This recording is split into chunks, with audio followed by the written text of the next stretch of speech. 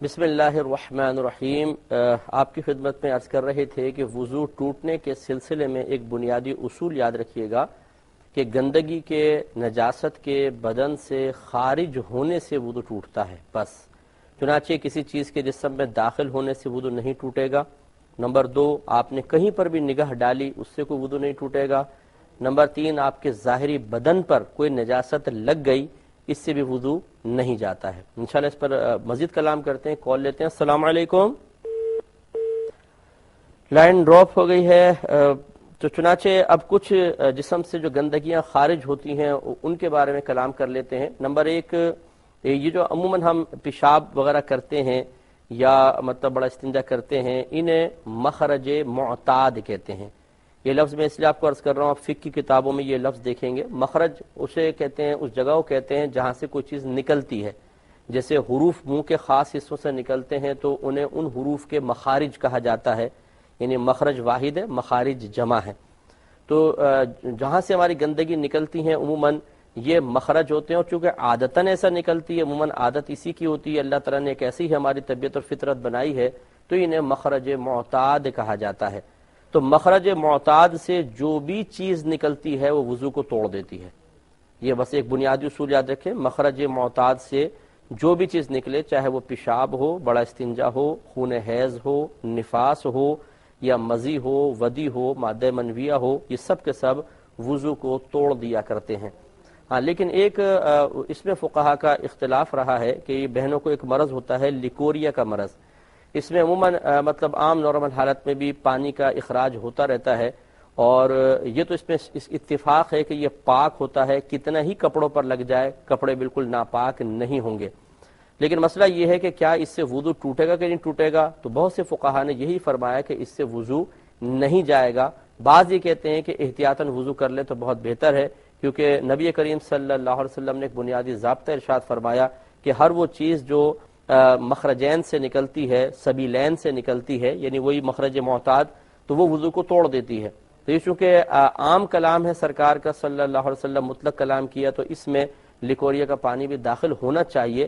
تو اس لیے بعض کہتے ہیں کہ اس سے وضو ٹوٹ جائے گا، لیکن اکثر فقہا اسی پر ہیں کہ لیکوریا کے پانی سے وضو نہیں جائے گا۔ باقی جو کچھ خارج ہوتا ہے مخرج معتاد سے وضو کو توڑ دیتا ہے۔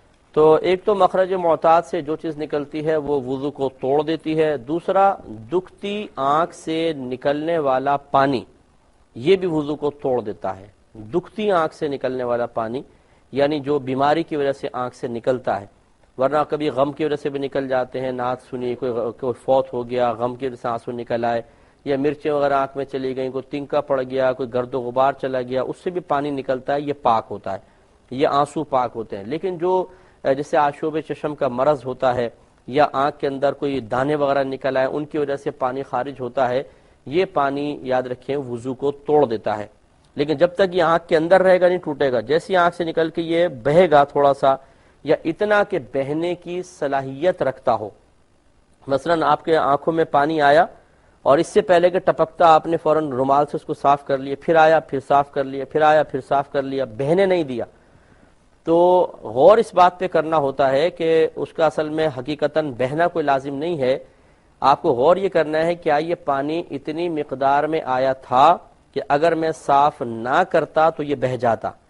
اگر یہ ہاں میں آپ کا دل گواہی دیتا ہے کہ ہاں اتنی مقدار میں تھا کہ ہم صاف نہ کرتے تو ضرور بہہ جاتا، تو بس وضو ٹوٹ جائے گا۔ تو حقیقتاً بہنے کا اعتبار نہیں ہے، بلکہ اتنی مقدار کا اعتبار ہے کہ اگر ہم اس کو صاف نہ کریں، اس کو نہ روکیں تو وہ بہنے لگ جائے تو وہ وضو توڑ دیتی ہے۔ تو چنانچہ یہ پانی آنکھوں سے جو دکھتی آنکھ سے نکلتا ہے وضو کو توڑ دیتا ہے۔ اسی طرح کہیں سے بھی بدن سے خون یا پیپ نکلے اور اتنی مقدار میں نکلے کہ بہنے کی صلاحیت رکھتا ہو، اس سے بھی وضو ٹوٹ جایا کرتا ہے۔ خون اور پیپ اگر نکلا اور اتنی مقدار میں کہ اگر آپ اس کو صاف نہ کرتے تو وہ بہہ جاتا، اور ایسی جگہ نکلا ہے کہ جس کا غسل یا وضو میں دھونا فرض ہے، تو وہ وضو توڑ دے گا۔ چنانچہ دیکھیں کان کے سوراخ کے اندر کا دھونا نہ وضو میں لازم ہے نہ غسل میں لازم ہے، لہذا بالفرض اگر اندر کوئی دانہ تھا، پھوٹ گیا، پیپ نکل آئی، اس سے وضو نہیں جائے گا۔ ایسی مثال کے طور پہ کوئی آنکھ کے اندر خون نکلا لیکن آنکھ سے باہر نہیں آیا، تو آنکھ کے اندر کا دھونا نہ وضو میں فرض ہے نہ غسل میں فرض ہے، ابھی بھی وضو قائم رہے گا۔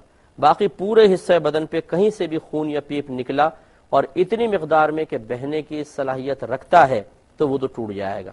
ابھی جیسے میں نے آپ کو دکھتی آنکھ سے پانی والے مسئلے میں سمجھایا کہ مثال کے طور پہ یہاں پہ کٹ لگ گیا اور خون نکلا، اب یہ خون آیا، آپ نے اس کو تھوڑا سا ٹیڑھا کر کے دیکھا، وہ بالکل نہیں چل رہا، رکا ہوا ہے، آپ نے یوں ٹیڑھا، جھٹکا نہ دیں، جھٹکے سے تو ایک دم وہ پھیلے گا، بلکہ آرام سے یوں کریں۔ اگر یہ نہیں چل رہا تو یہ اس سے وضو نہیں جائے گا، کیونکہ یہ بس نظر آیا، ظاہر ہوا ہے، چلا نہیں ہے، اس میں اتنی مقدار میں نہیں نکلا کہ جو چلنے کی صلاحیت رکھتا ہے۔ اور یاد رکھیں یہ خون پاک بھی ہوگا، لہذا اگر آپ نے کپڑے پہ لگا دیا، اس طرح تھوڑا سا نکلا تھا بس آپ نے لگایا تو کپڑا پاک رہے گا، یہ خون ناپاک نہیں ہے، نہ یہ وضو کو توڑے گا۔ لیکن اگر خون نکلا اور آپ نے یوں کیا تو چلنے لگا، بس تھوڑا سا بھی چلے گا، وضو ٹوٹ جائے گا۔ اب مثال کے طور پہ تیسری صورت، خون نکلا اور آپ نے اس کو روئی سے صاف کر دیا، پھر نکلا، پھر ٹیشو وغیرہ سے صاف کر دیا، پھر نکلا، پھر صاف کر دیا، تو اس میں وہی مسئلہ ہے کہ آپ غور کریں گے کہ اگر میں صاف نہ کرتا تو کیا یہ خون بہہ جاتا یا نہیں۔ اگر دل گواہی دے کہ ہاں یہ بہہ جاتا تو بس یہ وضو ٹوٹ جائے گا۔